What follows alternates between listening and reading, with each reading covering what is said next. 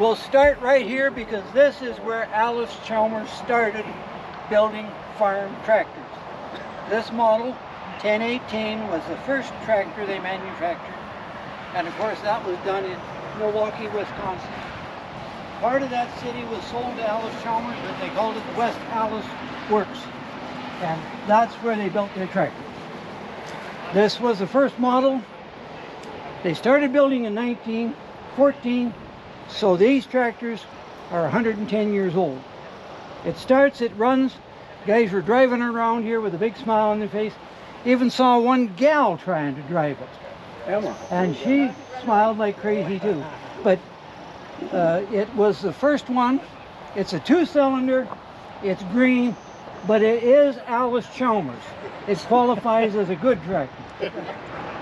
The number on the front plate there in the lower right corner. Yes. Is this unit actually serial number? That is the actual serial number. And it is stamped under that corner. Really? But it is covered with the patch and the, so that is the best of our knowledge, we'll accept these words for that. And that makes it a 1917 machine. Did they actually originally manufacture like 1,600 some of these units? We don't know where they started. Might have started at 1,000. Yeah. Right. And they, we don't know. It'll never be known. No, that's lost history. Oh, so 2 speeds, 1 forward, 1 reverse. That's it. So there's no auto steer on this. There is auto steer. It was an option. Operator. If your name is Auto, then you could. It was an option, but no one bought it, so they don't have any. But that's where it started. Now we're also going to walk through the museum a bit and tell you stories about some of the other machinery in there. So we'll proceed with that now. As was custom in those days, that signified the horsepower. 6 on the drawbar, 12 on the belt. Their steel wheels and their drivetrains were not that efficient. But the idea, this thing was that you could replace the team of horses with this by attaching it right to your old horse-drawn equipment. And on the side, this has got an Oliver plow behind it. And there's also a little sulky here if you wanted to move it around from farm to farm. And that was the idea, that you could sit on the binder or your plow or whatever you were doing and operate your tractor just like you did the horses before. This was early stuff, and they soon found a lot of improvements. Which was earlier, the 1018 or this one? 1018 was first. That was first, so this was actually after. Yes, this was the second model that Allis-Chalmers produced. And there was other companies that made this similar looking setup, and I guess it worked for a while, but there was big improvements coming. Yes? Okay, this week there was a 1018 and a 612 sold at auction in Iowa. I wasn't there. I didn't buy it either. The 1018 went for 144,000. The 612? 66,000. 66,000. 66 for 612. Well, that gives you some idea. Yeah. For 150 bucks to 144,000. And we have no idea what they retailed for at the time they were sold. But it seems like there's some people that want them, at least 2 to make an auction go like that. And so they are rare. And to have 2 of them in the same place is rare. Yeah. Rare. So. I think Gilbert bought this thing in 2000, and then he played with it for a while, and then he finally put it in the museum, and that's where it's been. We talk about Gilbert. He was a brother of mine. He grew up on a farm, started off, our father was farming in the northwest corner of Iowa, and in 1947 the family moved up to this part of the country. Father could buy land up here quite a bit cheaper, and so we immigrated to this country and started farming here. He did bring one Allis-Chalmers tractor with him, and we'll see it down here, the little Model B. And here's another green tractor. They were still painting them green, which is I don't know what that called. Careful. But anyway, this is a 1926 model 1830. Once again, 18 on the drawbar, 30 on the belt. And they soon upped the power. They could put in bigger sleeves, bigger pistons, run them a little faster. The horsepower race was on. And they finally ended up with, how many horses in this thing? 2540, eh? Up to 2540. yeah, and even more. Yeah. I mean, fresh And, and special. They were, But- that was, and now we're on 4 wheels. Still, no lights, no starter, but you had the, Big improvement on this one, you had oilers on top of the hood. Otherwise, you had to go under the hood before 26. Yeah. So that was the first time we had oilers where you didn't have to go, there was no lubrication to the valves. No. So every morning you had to oil all your all your rocker rocker arms. arm shafts, yeah. So this was technology. Of the day, yes. Later on they tell me that they raised the hood up to here, and by that time they had put pressure lube on there, and you didn't have the taps oilers sticking out the cover. But yeah, and you know, 2540s, there's some of them. And this is a 2-speed. This is Slow and slower. yeah, And reverse. yeah. But that's twice as many as the 1018. We're going the right way. The next tractor in the lineup is this Model A, and this is particularly close to our hearts because I drove this tractor on our farm. When we immigrated from Iowa, Dad had been looking for a Model A Allis-Chalmers. Never found one. Whenever he'd see one advertised with a big Allis-Chalmers tractor, he'd get there and it would be this one. This one also had the old open gears drive case. The A had the enclosed gear train, all oiled, and much more modern tractor. The engines, pretty much the same, just a few improvements, a few more improvements. But when we got to this country, the first weekend Dad was here, he saw one in a magazine advertised in Winnipeg. Monday morning, he and at least 2 brothers, I don't know who else went with him, drove in, found it, got it running, got it started, bought it, drove it home, middle of February.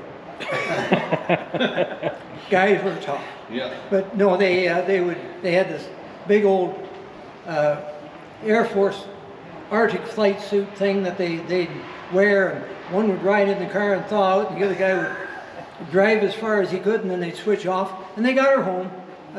It goes about 12 miles an hour, so we're looking at probably 6 hours. 4 gears on this one. Yeah, 4 gears on this one. And it had a belt pulley and a crank.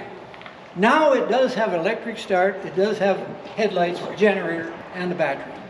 But that was put on after we had farmed with it. When we had it, it was a crank.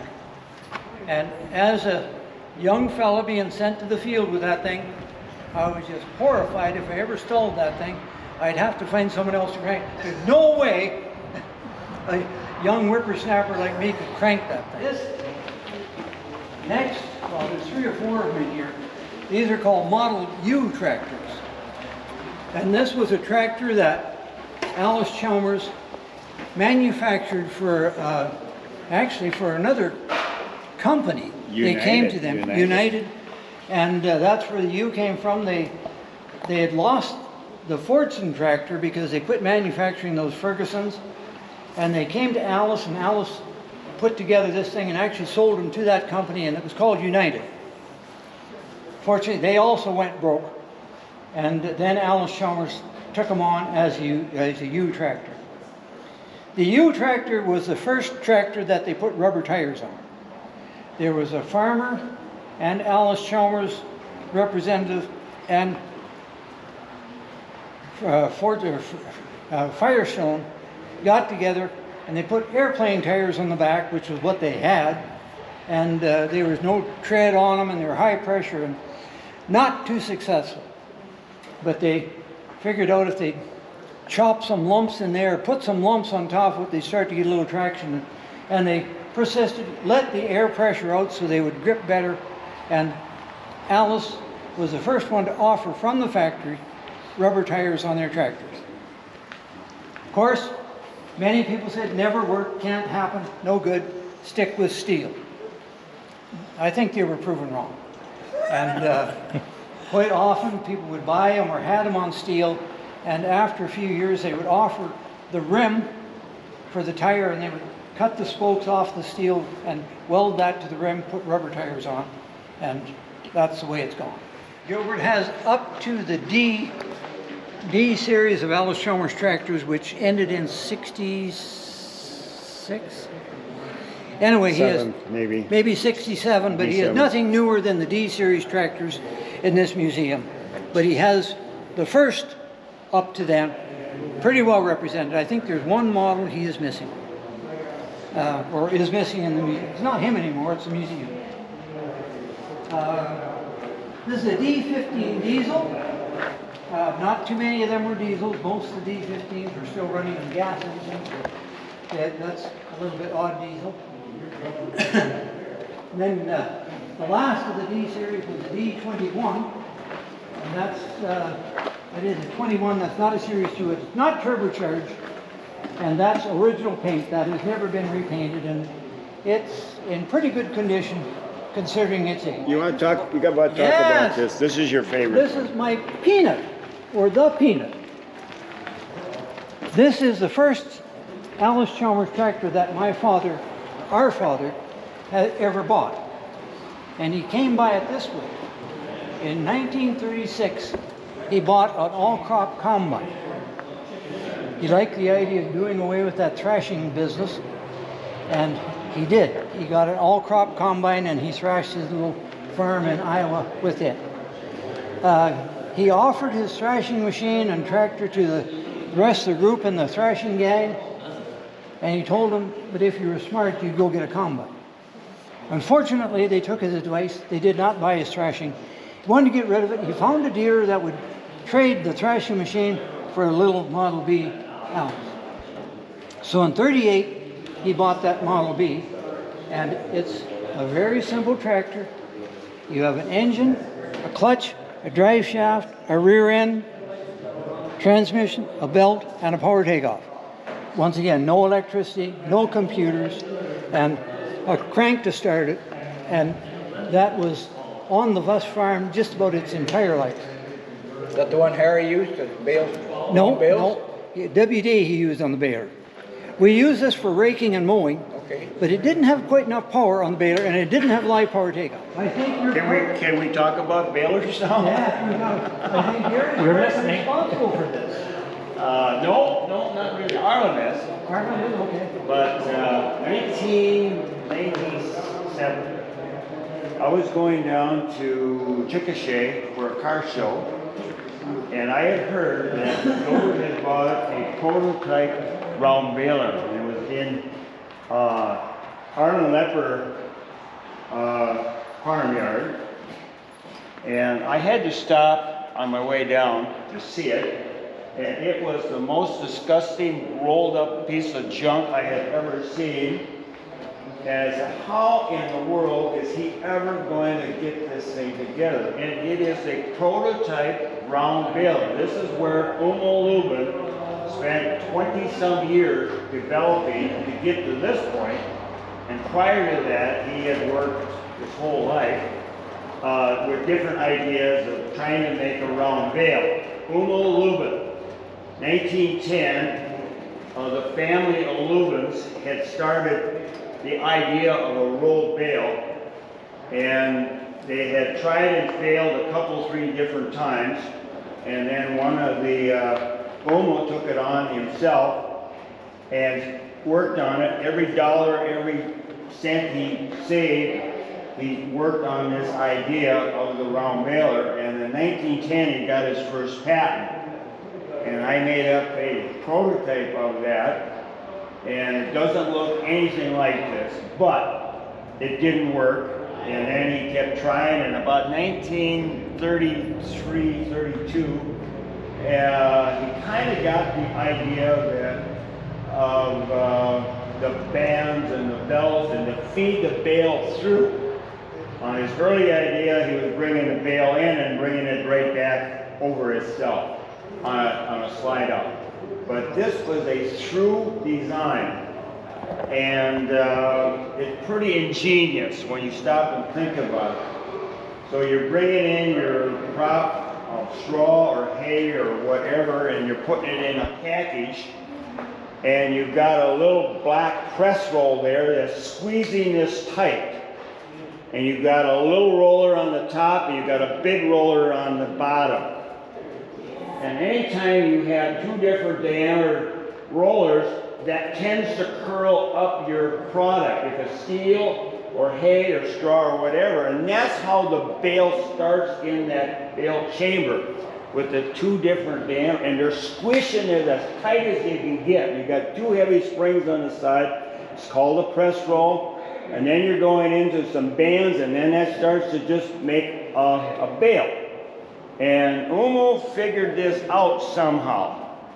And then Oscar Cook was a blockman for Allis-Chalmers in Nebraska, and he liked to fly. And he was flying overhead, and he's seen this crazy guy out there with these bales, and he landed his airplane and gets to know Umo. And one thing leads to another, and Allis-Chalmers buys the patent in about 1940.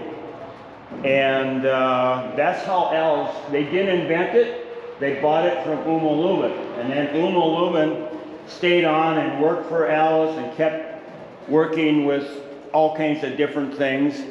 But this is the start of the round bale, and every time I see a round bale, I think of Luebben. And there are lots of them in Canada even. There are still some cattle around, people are still baling round bales.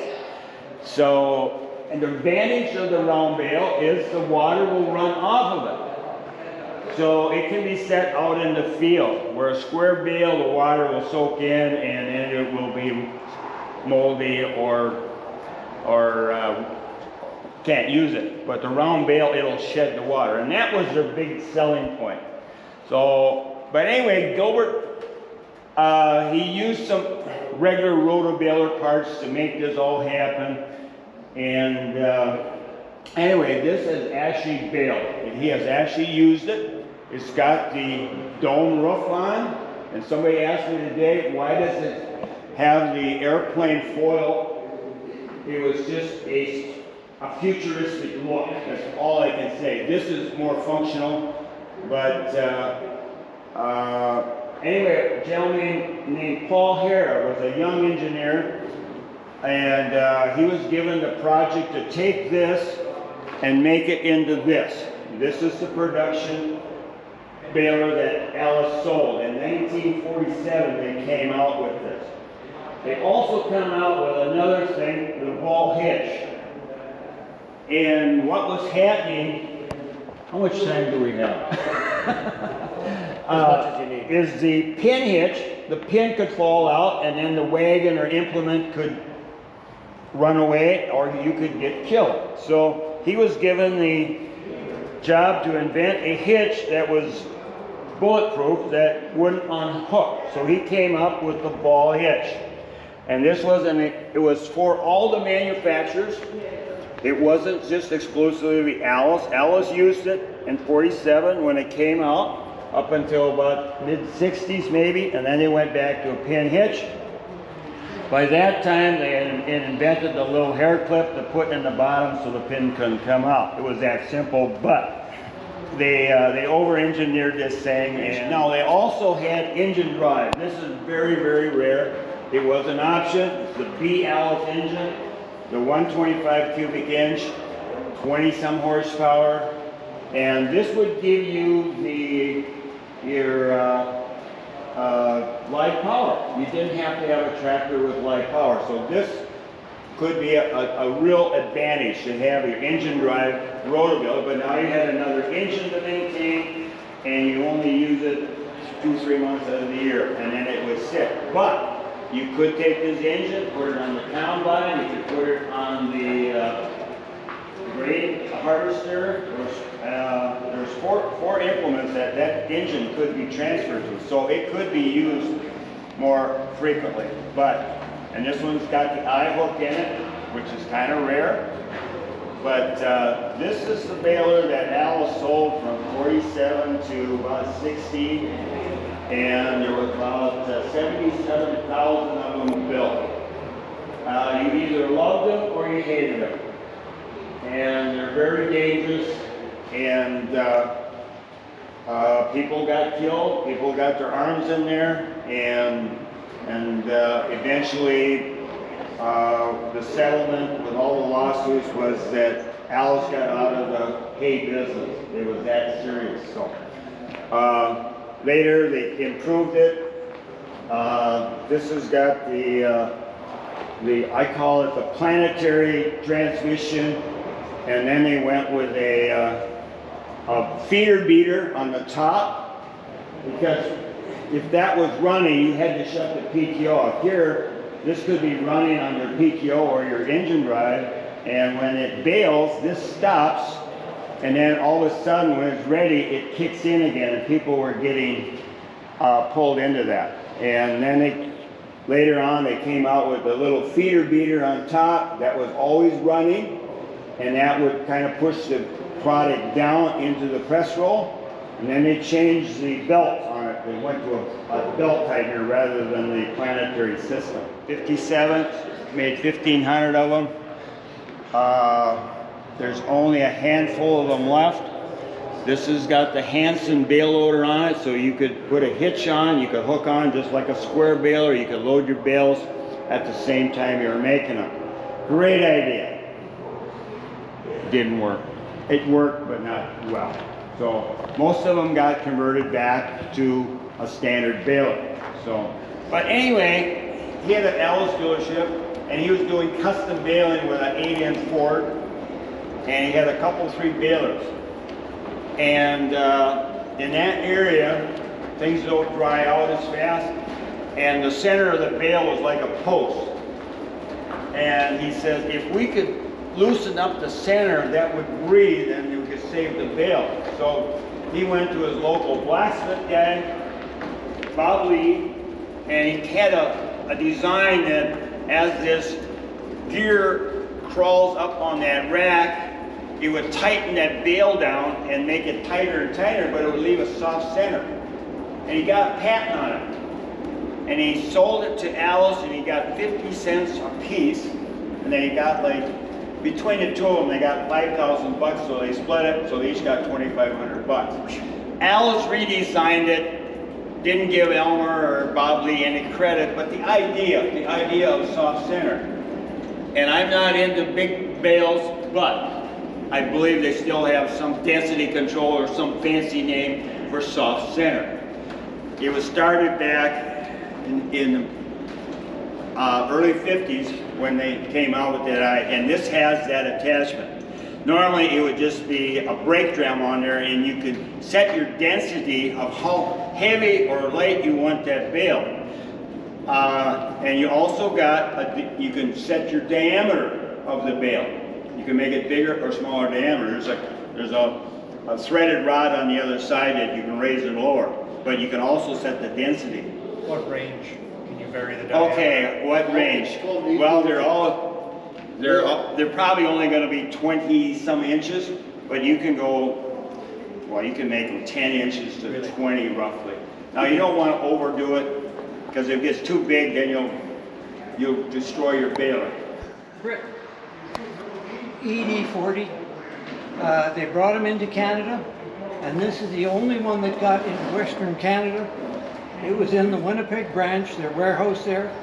A guy came from north of Winnipeg, had seen them, he had worked in Britain a little bit, seen them, said, yeah, I want to buy that tractor. He bought it, took it home. The same day, they sent a telegram to the Winnipeg branch, do not sell that ED40. We are not going to market them in Western Canada. Ship it back to Ontario. We just don't think it's going to go over in Western Canada. It's a small diesel tractor. They went out to the farmer. He wouldn't sell it back to him. He said, I paid for it, it's mine, you can't take it. If you take it, you'll be in court. So he used it and got along okay with it. He used it mostly for the hay. He had the cattle, and Gilbert got wind of it and tracked it down and ended up buying it, and there she be, Was the engine made in Britain. in Britain as well? So And- everything was made in Britain? Yeah, it was British made. Yeah. Now, it had the Diesel, Allis- diesel. It's The a Allis diesel. didn't have a little diesel. And they put on Never the, did. the American style tin, but I think the whole thing was manufactured in Britain. So, anyway, that's the only one that we know of. What was their motivation for bringing it even into Ontario if... Because everybody was looking for a small diesel tractor. Okay. You know, everybody was swinging away from gasoline. And all the D series, most of them are gas. Like the D12 was all gas, Yeah. and even, well, D15 diesel was about the smallest That was one. rare, that was Yeah. rare. And And they those, bought Buddha in 53.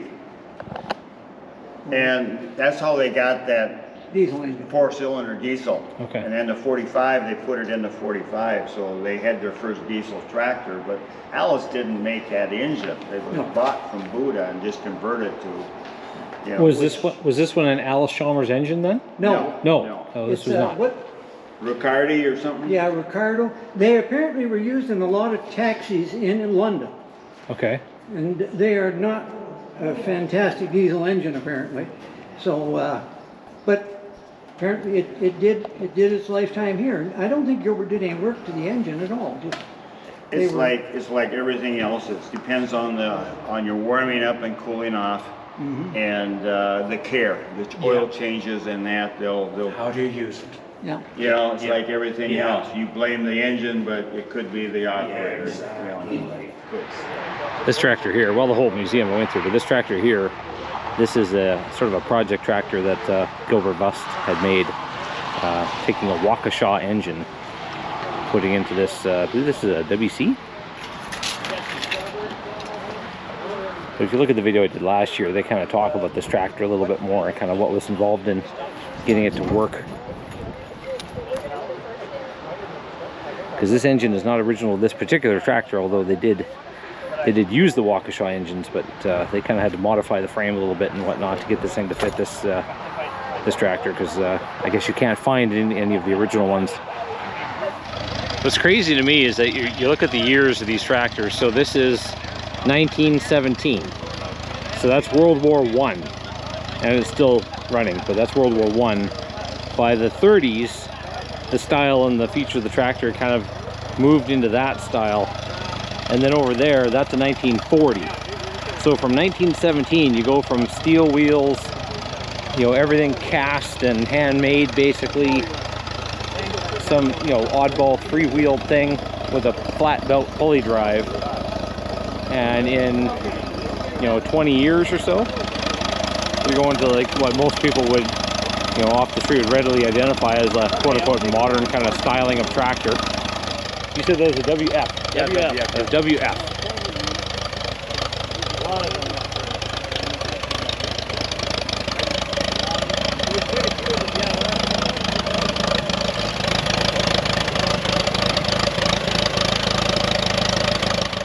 I kind of chuckled a bit when they said, "Oh, we're going to put a modern tractor out beside them too for the day," and I guess 1960 is modern, I guess, compared to some of the stuff. But this is a D17.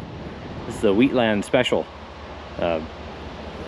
Noticeably the big fenders here on it. I'm not sure what the other changes are, but I have spent some hours on a D17. Not this one, but I've in my youth spent a bit of time on a D15 and a couple D17s. A D19 we had for a while. So I'm familiar with the D series a little bit. It's been a number of years though. That's a nice looking tractor.